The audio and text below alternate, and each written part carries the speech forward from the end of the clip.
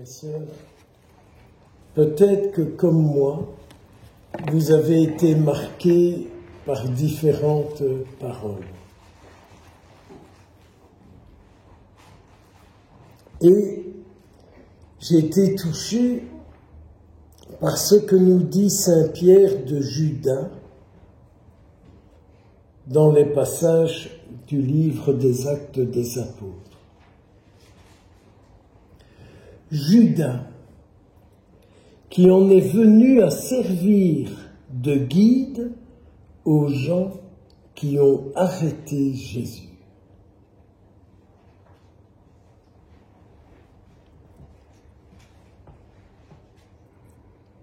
Si maintenant nous allions voir au plus profond de nous-mêmes, si nous pouvons repérer des hommes, des femmes qui, dans notre histoire, par leurs paroles, par leurs gestes, par leur comportement, nous ont éloignés du Christ.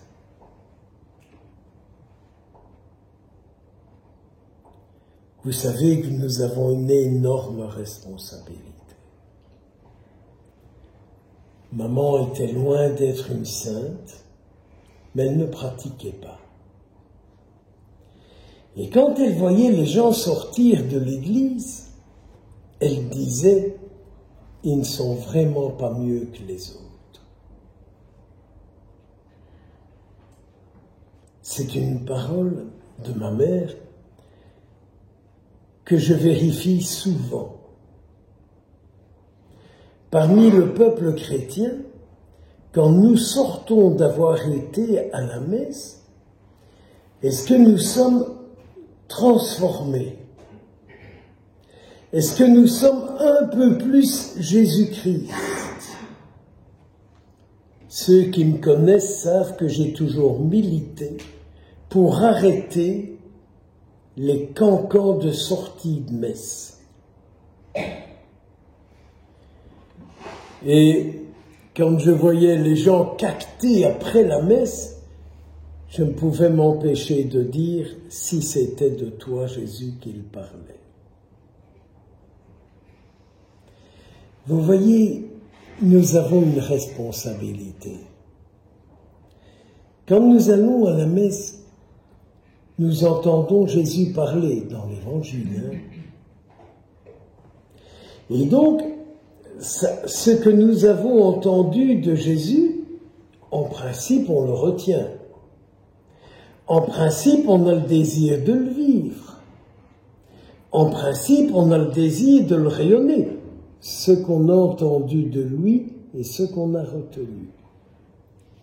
Et notre Seigneur Jésus, pour nous en rendre capables, nous donne son corps en chaque Eucharistie. Ceux qui me connaissent bien savent que j'ai déjà sorti ça beaucoup de fois. Ma grande amie, qui est à Lisieux, qui s'appelle Thérèse, disait, après avoir communié, elle questionnait Jésus. Et elle lui disait, « Comment est-ce que tu te sens en moi ?» Jésus, tu es heureux en moi. Tu n'as pas froid? En moi, tu es malade? En moi, tu es en prison? En moi, tu es assez visité? En moi, tu es un étranger? Comment est-ce que tu te sens en moi? Thérèse, vous l'avez remarqué, reméditait ce qu'on appelle Matthieu 25, le jugement dernier. Et je ne vous cacherai pas, en vous disant ça, que j'ai un rêve, que j'ai un désir, que je confie au Seigneur pour vous. J'aimerais tant que moi, que nous tous, nous ayons ce désir du bonheur du Christ en nous. que Jésus soit heureux en moi, que Jésus soit heureux par moi, qu'il le soit par moi, par nous, qu'il soit heureux. Parce que quand quelqu'un est heureux, il vit, il vit. Quand quelqu'un est malheureux ou tracassé, il se replie sur lui-même. Alors regardons bien, quand nous sortons d'avoir été à la messe, si c'est pour cacter n'importe quoi, il vaut mieux la fermer. Parce que notre bavardage entraîne un autre à s'éloigner du Christ qu'il vient de recevoir. Mon bavardage peut éloigner quelqu'un du Christ qu'il vient de recevoir. Et je vous jure que quand on laisse traîner ses oreilles à la sortie, on en entend des drôles, des drôles. Je fais un peu ça quand je vais dire la messe à Waterloo ou ailleurs, quoi. Ça m'amuse un peu de faire l'indiscret. Et après, ça me fait du mal. Mais voilà, c'est comme ça. Donc, Saint Matthias remplace celui qui a servi de guide à ceux qui voulaient tuer Jésus. Que cela ne nous arrive jamais. Mais que cela ne nous arrive jamais. Seigneur, que personne ne s'éloigne de toi de ma faute, de ma faute, de ma faute.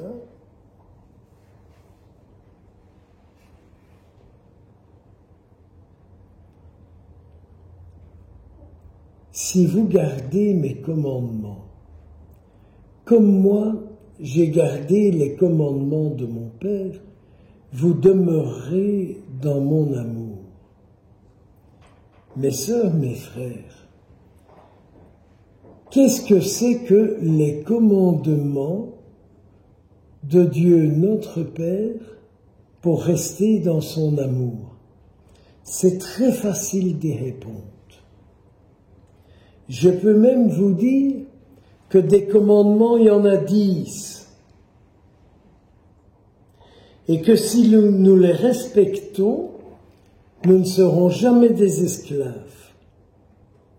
Nous ne serons jamais éloignés de Dieu, nous ne serons jamais malheureux et nous ne serons jamais dans les dépendances.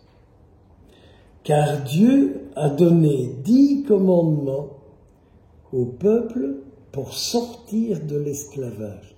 C'est 10 paroles de vie. Tu n'auras pas d'autre Dieu que moi, tu ne te feras pas d'idole, tu ne convoiteras pas la femme ni le bien de ton voisin, et ainsi de suite, etc. Regardez un peu, s'il y en a un des 10 avec lesquels vous dites « j'ai quand même difficile ». Ou plutôt, dans votre prière, de dire au Seigneur, montre-moi la parole de vie qui vient de toi et qui ne va pas bien en moi. Montre-la-moi. N'allons-nous pas chez le médecin en expliquant une difficulté pour qu'il nous apporte une solution? Le Seigneur est juge et médecin. Donc vous voyez, dans la fête d'un apôtre, tout ce qui nous touche. Et puis, notre Seigneur Jésus nous dit,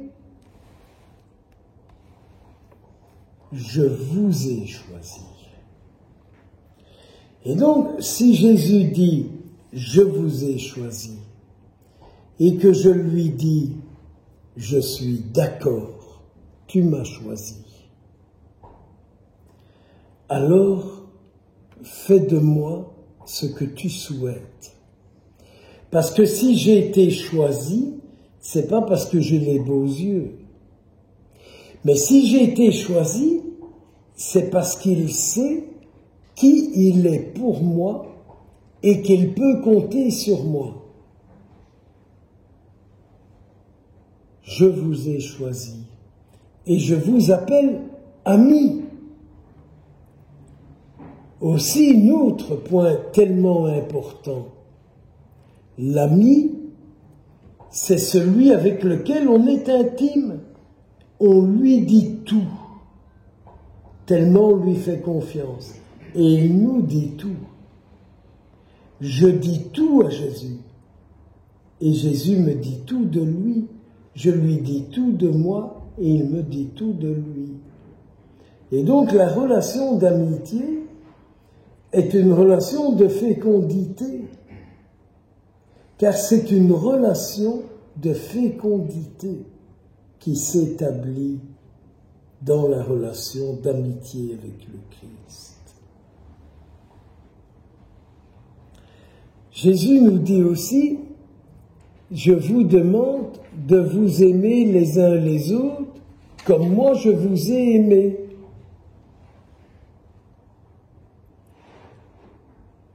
Quel est le premier qui m'aime? C'est lui.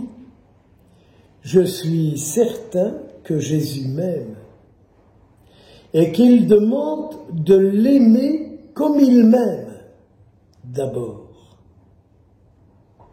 Est-ce que vous aimez Jésus comme il vous aime? Nous qui lui disons ce qu'on attend de lui, nous qui sommes les spécialistes pour lui dire ce qu'on attend de lui. Lui qui me dit, je veux que tu m'aimes comme je t'aime.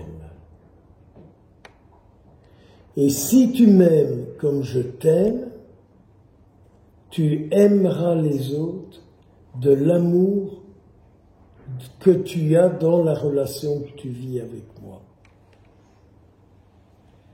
Vous savez, ailleurs, dans un autre passage d'Évangile, notre Seigneur Jésus nous dit, c'est à l'amour que vous aurez les uns pour les autres qu'on reconnaîtra que vous êtes mes disciples. C'est à l'amour que vous aurez les uns pour les autres qu'on reconnaîtra que vous êtes mes disciples. Alors, dit Jésus, vous porterez du fruit. Et alors, vous pourrez demander au Père tout ce que vous voudrez. En le demandant en mon nom, il vous l'accordera. Écoutez, on est entre nous, hein. Moi, j'en ai marre, d'entendre des catholiques qui disent « Ah, mais Dieu a dit qu'on pouvait tout lui demander, qu'il nous le donnerait. » C'est facile, de ne retenir que ce qui me convient, que ce qui me plaît et que ce qui m'arrange.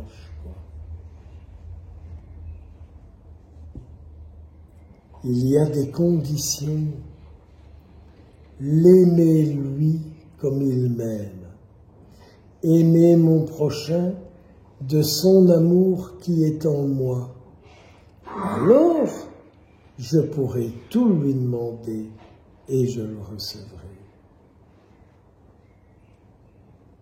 Que Saint Matthias, en ce jour de fête, nous obtienne ce cadeau d'un amour vrai et sincère de nous en Jésus, sachons accueillir l'amour que Jésus nous porte et de ne pas faire de son amour ce qui me plaît et me convient. Amen.